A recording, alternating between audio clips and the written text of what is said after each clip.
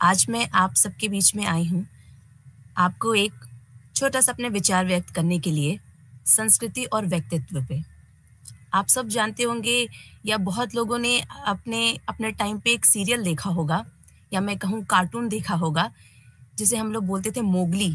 आपने उसका बहुत फ़ेमस एक गाना भी सुना होगा, जंगल जंगल बात चली है पता चला है, चड्डी पहन के फूल खिलाए। ये गाना बहुत प्रसिद्ध हुआ था। हमने इसमें देखा था कि कैसे एक बच्चा जंगल में रह के अपने जीवन का यापन करता है। होता वो मनुष्य का बच्चा है, बट कैसे वो जानवरों के बीच में रह के उनकी आदतें सीखता है और उनके बीच में रह के वो अपना जीवन यापन करता है। यही हमारे एंथ्रोपोलॉजिस्ट, मनोवैज्ञानिक हमें बताते हैं, मानव वैज्ञानिक हमें बताते हैं कि कैसे हम जहाँ रहते हैं, वहाँ से संस्कृति पे, हमारे व्यक्तित्व पे प्रभाव पड़ता है। या मैं कहूँ हमारे व्यक्तित्व से कैसे हमारे समाज पे, हमारी संस्कृति पे प्रभाव पड़ता है। यही कहलाता है आपका culture and personality school of thought, या मैं कहूँ संस्कृति एवं व्यक्तित्व का स्कूल के विचार। ये जो स्कूल या मैं कहूँ जो ये विचार प्रारंभ हुआ था, ये 1930 में यूनाइटेड स्टेट्स में हम कहते हैं यहाँ पे शुरुआत हुई थी इसकी। इस स्कूल में मैं कहूँ या इस विचार में सबसे पहले इन लोगों ने जो शुरुआत की थी वो जानने की कोशिश की थी कि कैसे बच्चों का लालन-पोषण किया जाता है। हर परिवार में, हर समाज में बच्चों के लालन-पोषण करने के तरीके, रीति-रिवाज़ बहुत अलग होते हैं। हर समाज में आपको सबके स्वभाव भी अलग-अलग देखने को मिलेंगे। हर किसी का व्यक्तित्व बहुत अलग होता है।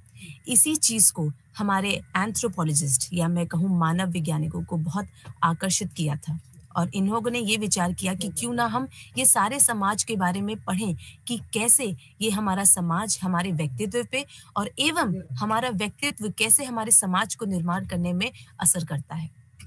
अगर मैं बात करूँ अपने कल्चर की या मैं अपने बात करूँ अपने संस्कृति की, संस्कृति एक ऐसा शब्द है जो हर जगह आपको सुनने, देखने को मिलता है।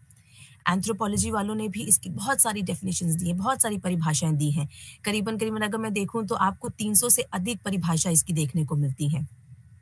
पर सबसे पहले अगर मैं बात करूँ कि एक सरल भाषा में मैं संस्कृति को समझने की कोशिश करूँ, तो ये एक ऐसी शिक्षा मानी जाती है, एक ऐसी नॉलेज है, जो एक इंसान, एक मनुष्य उसे प्राप्त करता है अपने समाज में रहते हुए। हम जो अपनी छोटी-छोटी चीज़ें जीवन में सीखते हैं, वो कैसी एक शिक्षा हमारे कल्चर को बताती है, हमारे संस्कृति को बढ़ाती है। हम अपनी ही संस्कृति को जब सीखते हैं, तो इसे संस्कृतिकरण कहते हैं। अंग्रेज़ी भाषा में कहूँ तो ये एक तरीके से एनकल्चरेशन होता है। बहुत सारे थिंकर्स या मैं कहूँ ऐसे बहुत सारे एंथ्रोपोलॉजिस्ट रहे हैं जिन्होंने बहुत सारी इसकी परिभाषा दी है, जैसे क्लखन ने दी 1954 में। टाइलर की तो कल्चर की परिभाषा बहुत फेमस रही है। उन्होंने तो इसमें बोला है कि कैसे हमारा जो संस्कृति है उसमें हमारी शिक्षा, हमारा विश्वास, हमारी कला, हमारे रीति-रिवाज़, ये सारी चीज़ें जब मिलके एक जब इंसान अपने समाज में रह के सीखता है, यही पूरा एक गठजोड़ मिलके हमारा कल्चर, हमारी संस्कृति को बताता है। और यही संस्कृति अगर मैं कहूँ कि कैसे हमारी व्यक्तित्व पे असर डालती है, तो व्यक्तित्व में अगर शब्द की बात करूँ, तो ये एक लैटिन वर्ड है जो पर्सोना शब्द से लिया गया था। पर्सोना मतलब एक मैं कहूँ तो एक अर्थ होता है इसका मुखौटा, यानी कि कैसा चरित्र हमने उसको अपने ऊपर धारण किया हुआ है। क्योंकि हर जगह हमारा व्यक्तित्व अलग-अलग होता है। हम घर पे रहते हैं तो हमारा व्यक्तित्व अलग दिखाई देता है। बाहर जाते हैं, नौकरी पे जाते हैं तो हमें अपना व्यक्तित्व अलग दिखाई देता है। तो हम कहते हैं ना कि हम हर जगह, हर समाज में हमने अलग एक मुखौटा धारण किया होता है। तो ये क्या है? ये हमारा रवैया है, हमारा विचार है, हम कैसे अपने आप को दर्शा रहे हैं, ये आपका व्यक्तित्व होता है। एंथ्रोपोलॉजिस्ट ने इसको बहुत अलग-अलग तरीके से यूज़ किया है। फंडर ने इसकी डेफिनेशन दी है, रैल्फ लिंटन ने इसकी डेफिनेशन दी है 1945 में। उनका मानना है कि कैसे ये रैल्फ लिंटन बोलते हैं कि जो संस्कृति है और व्यक्तित्व है, इनका आपस में बहुत घनिष्ठ संबंध माना जाता है। ये दोनों आपस में एक-दूसरे को प्रभावित करते हैं। हम ये नहीं कह सकते कि सिर्फ़ कल्चर या हमारा संस्कृति हमारे व्यक्तित्व पे प्रभाव डालता है। व्यक्तित्व भी हमारी संस्कृति पे प्रभाव डालते हैं। तो हम कह सकते हैं दोनों का एक-दूसरे पर असर रहता है। इसके 4 मुख्य कारक भी बोले गए हैं। एक है आपका वातावरण, एक आपका आनुवांशिकता, एक संस्कृति और एक है अनुभव। हम जैसे जिस वातावरण में रहते हैं, वो वातावरण हमें प्रभावित करता है। जैसे मैंने अभी आपको एक उदाहरण शुरुआत में दिया था कि कैसे एक मोगली की कहानी जिसे हम पढ़ते हैं, वो मोगली का कैसे वो जंगल में रहा, कैसे वातावरण में रहा और वो कैसे चीज़ें वहाँ की सीखा। आपका आनुवांशिकता जिसे हम हेरिडिटी भी कहते हैं, जो हमें हमारे माता-पिता से मिलती है। ये हमारे माता-पिता के जो हमारे जीन्स मिलते हैं, वो हमारी हमारे शिक्षा की हमारी जो भी हम हासिल करते हैं, वो हमारे स्वभाव को दर्शाते हैं कि हमारा स्वभाव कैसा होगा। कल्चर नो बॉट कि संस्कृति हमारी कैसे हम क्या सीख रहे हैं, ये संस्कृति भी हमारे स्वभाव को निर्णय करती है कि हमारा स्वभाव कैसा होगा। ऐसे ही हमारा एक्सपीरियंस आता है, जैसे मैं कहती हूँ कि हम लोग क्या सीखते हैं, क्या-क्या चीज़ें हम लोग हासिल करते हैं अपने अनुभव से। समाज में निकलते हैं, हमें हर हर जगह हमें अलग-अलग अनुभव करने को मिलता है। जब हम छोटे होते हैं, पढ़ाई करते हैं तो हमें अलग अनुभव मिलता है। बड़े होकर नौकरी करने जाते हैं तो हमें अलग अनुभव मिलता है। तो इन अनुभव से भी हम लोग बहुत कुछ सीखते हैं। जैसे अगर मैं एक वातावरण के उसमें एग्ज़ाम्पल की बात करूँ, जैसे मैंने बताया कि वातावरण का भी बहुत बड़ा प्रभाव पड़ता है। आप यही 2 वातावरण को अगर आप अलग-अलग देखना चाहेंगे, अंडमान ट्राइब्स को देखेंगे, फिजी ट्राइब्स को देखेंगे, दोनों अलग-अलग वातावरण में रहते हैं और आपको दोनों के कल्चर बिल्कुल मैं कहूँ संस्कृति एकदम अलग-अलग देखने को मिलेंगे। क्यों? क्योंकि वो जैसे वातावरण में रह रहे हैं, वो वैसे अपने आप को ढालते हैं, वैसे ढालने की कोशिश करते हैं। ऐसे ही स्पाइरो ने भी इस चीज़ को मुहर लगाते हुए कहा है कि जो हमारी पर्सनैलिटी यानी हमारा व्यक्तित्व होता है, ये हमारा व्यक्तिगत पहलू है। और यही अगर मैं सांस्कृतिक की बात करूँ, जो हमारी संस्कृति होती है, ये हमारा सामूहिक पहलू होता है। क्यों? क्योंकि हम सारी चीज़ों को जोड़ के बात करते हैं अपनी संस्कृति में। हम कहें कि अपनी संस्कृति को जब हम लेके बात करते हैं, हम अपने समाज को लेके बात करते हैं, जब बच्चा पैदा होता है, जब तक उसकी मृत्यु नहीं हो जाती, वो हर क्षण कुछ ना कुछ सीखता रहता है। वो अपने स्वभाव को, अपने व्यक्तित्व को उस हिसाब से बदलता रहता है। जब बच्चा छोटा होता है तो उसका स्वभाव अलग होता है, जब वो बड़ा होता है तो उसका स्वभाव अलग हो जाता है। यही बताता है कि कैसे संस्कृति हमारे कल्चर को प्रभावित करती है और हमारी कैसे व्यक्तित्व हमारे कल्चर को प्रभावित करता है। हम ये कह सकते हैं कि हर संस्कृति में आपको कल्चर के जो गुण मिलेंगे वो सबके अलग-अलग देखने को मिलते हैं। हर चीज़ की इसी सब की पूरी जिसे हम कहते हैं कि सामूहिक पढ़ाई को ये हम लोगों ने साइकोलॉजिकल और एंथ्रोपोलॉजिकल पर्सपेक्टिव से पढ़ना शुरू किया था। इन सब का विचार था कि जब तक हम साइकोलॉजिकल यानी मनोवैज्ञानिक विचार को नहीं पढ़ेंगे, तब तक हम अपने कल्चर को नहीं समझ सकते। यहीं से शुरुआत हुई थी culture and personality school of thought यानी कि सांस्कृतिक और व्यक्तित्व विचार की शुरुआत हुई थी। इसके जो प्रमुख मैं कहूँ जो एंथ्रोपोलॉजिस्ट रहे हैं, मानव विज्ञानी रहे हैं, वो हैं आपके जैसे फ्रांस बॉस और क्रोबर ने तो इनको सबसे पहले शुरू किया था। इसके अलावा अमेरिकन के एंथ्रोपोलॉजिस्ट रहे हैं, जैसे कि Ruth Benedict, Margaret Mead, Linton, Kardiner, Cora Du Bois. इनका काम बहुत फेमस रहा है, जिसकी वजह से ये कल्चर एंड पर्सनैलिटी स्कूल आपका बहुत ही फेमस हुआ था। सबसे पहले अगर मैं बात करूँ, जो सबसे पहले साइकोलॉजिस्ट आए थे सिगमंड फ्रॉइड, इसके कॉन्सेप्ट बहुत फेमस हुआ था, जिससे एंथ्रोपोलॉजी वालों ने अपना एक विचार उजागर किया था। सिगमंड फ्रॉइड ने एक किताब लिखी थी टोटम एंड टैबू, जिसमें इन्होंने ओडिपस कॉम्प्लेक्स के बारे में बात करी थी। ओडिपस कॉम्प्लेक्स में उन्होंने एक कहानी के बारे में बताया था, जैसे मैं आपको कहानी बहुत छोटे में बताना चाहूँगी कि उन्होंने जैसे एक बताया कि कैसे एक जनजाति का समूह था, उसमें क्या होता था कि जो बच्चे होते थे वो अपने माँ से, बहनों से बहुत क्लोज़ होते थे। बट उस ग्रुप में एक लीडर होता था जो बहुत बुज़ुर्ग होता था। जिसे हम कह सकते हैं कि वो सारी महिलाओं पे अपना अधिकार रखता था।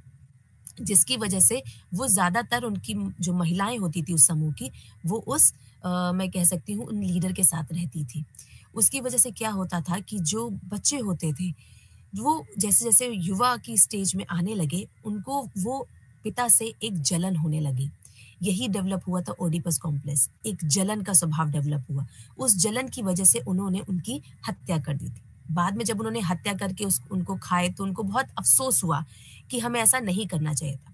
जिसकी वजह से उन्होंने एक रिवाज शुरू किया कि एक जानवर को उन्होंने एक सिंबल के तौर पे बना दिया अपने पिता के रूप में कि अब हम इसे पूजेंगे हर साल और जब भी कोई उस त्योहार में हम लोग ये कोशिश करेंगे कि इस जानवर को हम लोग ना मारें और इस पूजनीय रखें और इसको त्योहार में ही इसकी हम लोग सिर्फ इसको मार के खाया करेंगे, बाकी साल हम लोग इसकी किया करेंगे। और जब उसको मारा करेंगे किसी एक दिन त्योहार पे, तो उसको as a sacrifice meal consider करके उसको बाँटा जाएगा।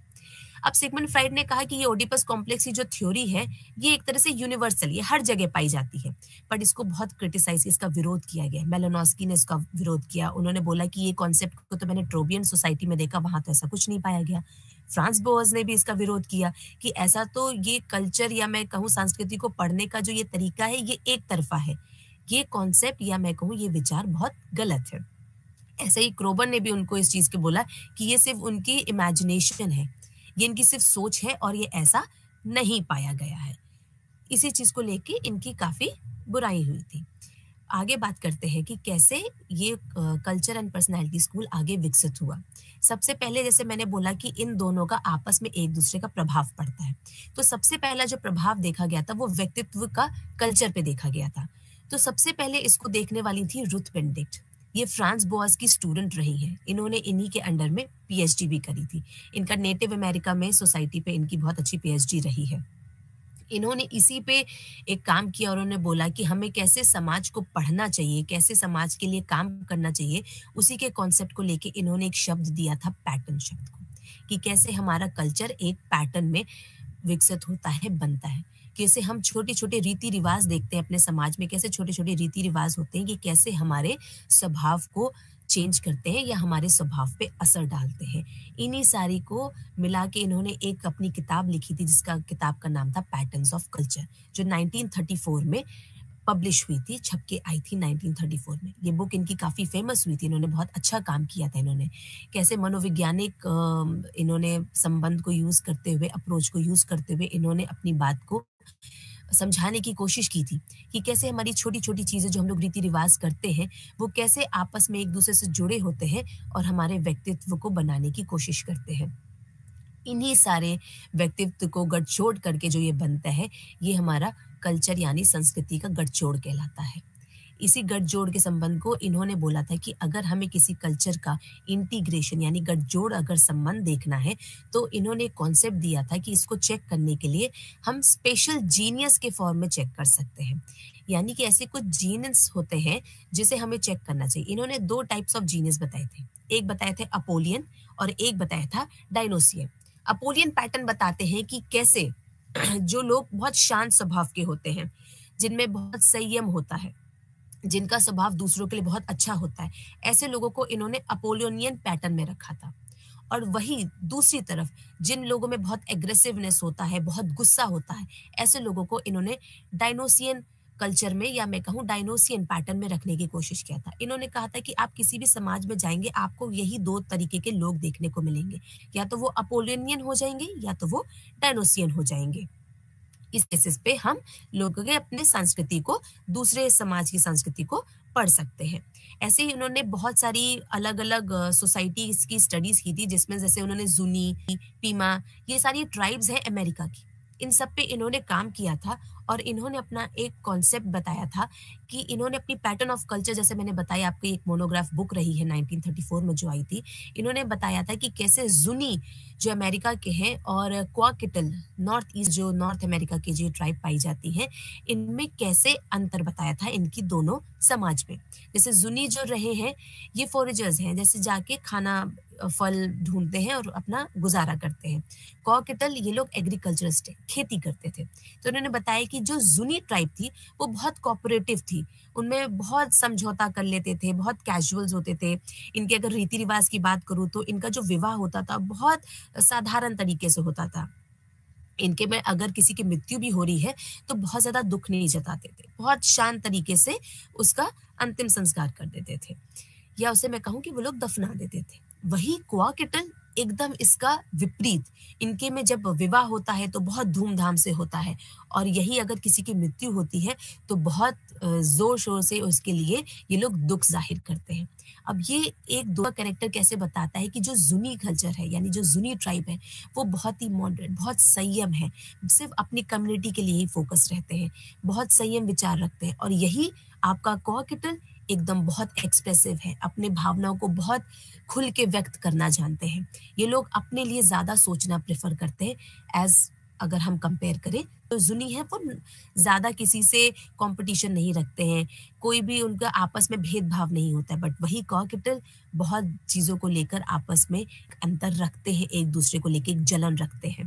तो उन्होंने कैसे बताया कि जो ज़ुनी है वो अपोलोनियन है, क्यों? क्योंकि वो बहुत शांत स्वभाव के हैं और वही दूसरी तरफ क्वाकिटल ये डायनोसियन है, क्योंकि ये बहुत एग्रेसिव है।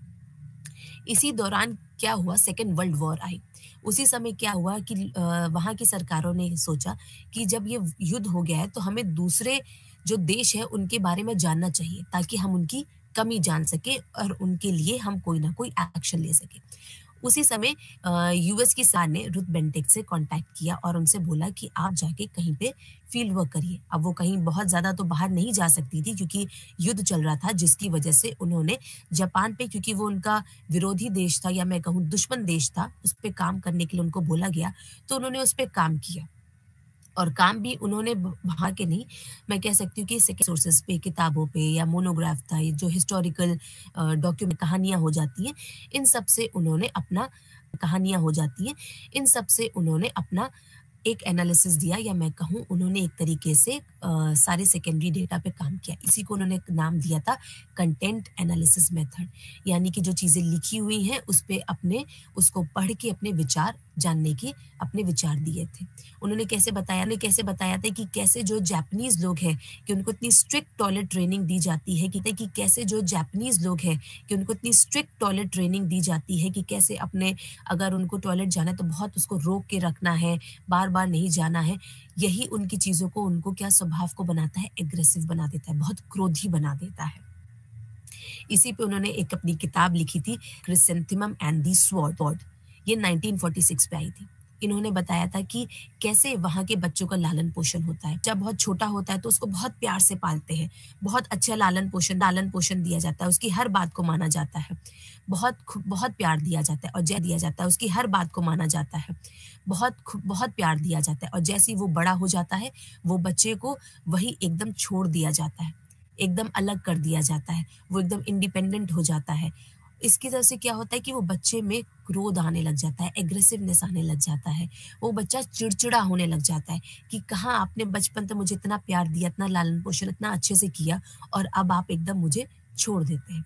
तो क्या हुआ, ये दोनों एकदम एक्सट्रीम ऑपोजिट्स को नाम दिया था क्रिसेंथेमम, यानी कि एक फूल होता है क्रिसेंथेमम जो वहाँ पाया जाता है, कि बचपन में तो वो क्रिसेंथेमम फूल की तरह बच्चे को रखते हैं, पर जैसे ही वो बड़ा हो जाता है तो उसको तलवार की नोक पे उसको रखा जाता है, उसके साथ बहुत सारी कंडीशंस पाल दी जाती हैं कि आपको ऐसा करना है, ऐसा नहीं करना है, जिसकी वजह से वो लोग बहुत वायलेंट हो जाते हैं। इसी पे उन्होंने नाम दिया था क्रिसेंथेमम एंड द स्वॉर्ड। इसके बाद और भी मैं कह सकती हूँ लोगों ने काम किया था, गोरर ने काम किया, जॉन रिकमंड्स ने काम किया, इनके काम काफ़ी फेमस हुए हैं। पर धीरे-धीरे चलते-चलते मैं कहूँ कि इन सब का जो कॉन्सेप्ट, जैसे इन्होंने नेशनल कैरेक्टर को लेके इन्होंने बहुत इंटरेस्ट शो किया था, कि कैसे हर समाज का आपको एक अलग कैरेक्टर प्रभाव देखने को मिल जाता है हर अलग समाज में। बट 1950 के आते-आते ये सारी चीज़ें मैं कहूँ कि गायब होने लग गई थी, लोगों का इंटरेस्ट हटना शुरू हो गया था। बट बट उसी दौरान मैंने अभी एक आपको बताया कि व्यक्तित्व का असर संस्कृति पे पड़ा, वैसे ही कुछ थिंकर्स ने ये देखने की कोशिश की कि कैसे संस्कृति का प्रभाव हमारे व्यक्तित्व पे पड़ता है। ये आता है इसका दूसरा थॉट, कि कैसे अब इन दोनों का आपस में रिश्ता देखते हैं। इसमें आपकी मार्केट मीट का काम फेमस रहा है। मार्केट मीट भी आपकी फ्रांस बोआज़ की स्टूडेंट रही। इनका काम जो एक रहा है coming of age in Samoa 1914, बहुत फेमस काम रहा है। और इन्होंने ही मैं कह सकती हूँ कि जो सबसे पहले बात करी थी, या मैं कहूँ जो इनका काम फेमस हुआ था, जो इन्होंने कॉन्सेप्ट दिया था, वो था नेशनल कैरेक्टर को लेके। इन्होंने नेशनल कैरेक्टर इंग्लैंड का कंपेयर किया था यूनाइटेड स्टेट्स से, कि कैसे दोनों में क्या फ़र्क है और क्या सिमिलरिटीज़ पाई गई हैं। तो जब इन्होंने जो कंपैरिज़न किया था, वो एडोलेसेंट युवा लड़कियाँ होती हैं, उन पे काम किया था कि कैसे उनके लालन-पोषण में चीज़ें डिफ़रेंस आती हैं, या जब वो ग्रो कर रही हों, उनके माता-पिता का लालन-पोषण करने का तरीका कैसे अलग हो जाता है। करूँ समोआ में जब बच्चे छोटे ही होते हैं, तब से उनको बर्थ, डेथ या मैं कहूँ मृत्यु के बारे में, जन्म के बारे में, या मैं कहूँ शारीरिक संबंध के बारे में, ये सारी चीज़ें उनको बता दी जाती हैं। उनसे कोई चीज़ें छुपाई नहीं जाती हैं। इवन उनको विवाह से पूर्व जो संबंधिक रिलेशन होता है, या मैं कहूँ सेक्स होता है, प्री मैरिटल सेक्स, इसके बारे में भी बहुत नेचुरल, या मैं कहूँ बहुत सोसाइटीज़ में तो ऐसा है ही नहीं। वहाँ पे कल्चर बहुत अलग था, वहाँ पे व्यक्तित्व बहुत अलग अलग था। अगर मैं कहूँ कि जो उनका कॉन्सेप्ट था बेसिक पर्सनैलिटी कार्डिनल का, वो तो एक तरह से बिल्कुल रिजेक्ट हो गया। छोटी सोसाइटीज़ में तो वो काम ही नहीं कर रहा है। सोसाइटीज़ पे एप्लीकेबल हो गया जहाँ वो काम करके आए थे। तो जिसके लिए क्या हुआ कि कार्डिनल क्या जहाँ वो काम करके आए थे, तो जिसके लिए क्या हुआ कि कार्डिनल को इसकी वजह से भी क्रिटिसिज्म या मैं कहूँ विरोध झेलने को मिला था कि आप अपनी थ्योरी को यूनिवर्सल कॉन्सेप्ट नहीं कह सकते। क्यों? क्योंकि ये हर जगह एप्लीकेबल नहीं हो पा रहा है। आज भी छोटे-छोटे ऐसे समाज हैं जहाँ पे ये कॉन्सेप्ट हो पा रहा है। आज भी छोटे-छोटे ऐसे समाज हैं जहाँ पे ये कॉन्सेप्ट अप्लाइड नहीं हो पा रहा है। ऐसी ही बहुत सारी आगे मैं कहूँ कि वीकनेस है। ऐसी ही बहुत सारी आगे मैं कहूँ कि वीकनेसेस को कोरा डी बॉयज़ ने आगे लेकर गई जिसका उन्होंने कॉन्सेप्ट दिया था मॉडल पर्सनैलिटी थ्योरी, ये उनकी भी देखने को मिली थी। क्यों? क्योंकि मैंने जैसे बताया कि कोरा डी बॉयज़ ने ही गार्डनर के बेसिक पर्सनैलिटी कॉन्सेप्ट को ही आगे बढ़ा के अपने विचार दिए थे। अब जब आगे ऐसे विचार दिए थे तो उसमें नो डाउट अगर वो उसी चीज़ को आगे बढ़ा रही थी, तो वो भी वही सारी कमियाँ लेकर आगे बढ़ी थी। तो इन्हीं सारी कमियाँ को लेकर कोरा डी बॉयज़ के कॉन्सेप्ट को भी जिसे मॉडल पर्सनैलिटी बोलते हैं, इसको भी क्रिटिसिज्म झेलने को मिला था, विरोध झेलने को मिला था, क्योंकि इनके में भी वही सारी कमियाँ थी जो इनके में पाई गई थी। तो ये कुछ ऐसी कमियाँ थी या मैं कहूँ ऐसे विरोध से जो मार्केट मीड हो, रुथ बेनेडिक्ट हो, कोरा डी बॉयज़ हो, क्योंकि इन्होंने ये बेसिक कॉन्सेप्ट दिए हैं, इन सबको देखने को मिले थे। क्योंकि कल्चर एंड पर्सनैलिटी स्कूल में बहुत एक अच्छा अप्रोच था कि जैसे हमें अपने समाज को पढ़ना चाहिए, बट उससे कुछ-कुछ चीज़ें हमारी कमियाँ उनके काम में रह गई थी, जिसकी वजह से उनको विरोध देखना पड़ा था। बट इनसे हमें बहुत कुछ चीज़ें सीखने को भी मिलती हैं कि जो कमियाँ उनकी रह गई थी, वो कमियाँ हमें अब उसको ठीक करने की ज़रूरत है। हम इसके साथ-साथ आज भी हम अपने समाज में इन चीज़ों को आगे बढ़ा के अपने काम को और भी अन्य कल्चर्स को पढ़ सकते हैं, ताकि हम जान सकें जो हमारे इस पूरी दुनिया में जो अलग-अलग समाज रहते हैं, वो कैसे अलग-अलग होता है। तो इन सारी चीज़ों को पढ़ने की भी बहुत आवश्यकता होती है कि कैसे हम अपने समाज में एकता बना के चलते हैं, भले सबका स्वभाव अलग-अलग होता है। यही हमें कल्चर पर्सनैलिटी स्कूल हमें सिखाता है कि कैसे हमें आपस में मिल के रहना है, भले हमारा स्वभाव अलग-अलग होता हो। बहुत-बहुत धन्यवाद आपका मुझे सुनने के लिए और अपना समय देने के लिए। धन्यवाद। नमस्कार।